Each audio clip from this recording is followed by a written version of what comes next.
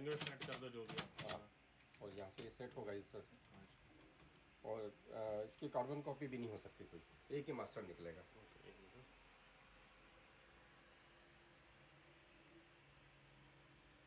ये मेरे को ओपन मैग्नोन जो है ये इंडेक्स प्रिंटर है, जो फैक्ट्री के अंदर जॉब कार्ड होते थे पहले। जब कोई आदमी आया उसने एंट्री कब की और वो कब गया और उसने क्या किया, तो उसका जर्मन का है। इसी तरह से ये मर्सिडीज का मशीन।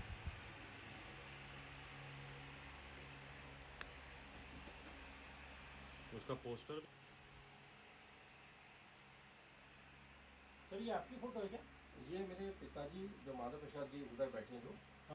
ये संग्रह की शुरुआत मैंने करीब 10 एक साल पहले की, और इस वक्त संग्रह के अंदर करीब 450 टाइपराइटर हैं। और ये मैंने शुरुआत की थी 4-5 टाइपराइटर से। और अपने भारत सहित America, England, Germany, France, Italy, इन देशों के टाइपराइटर हैं। जापान और चाइना भी हैं उसमें।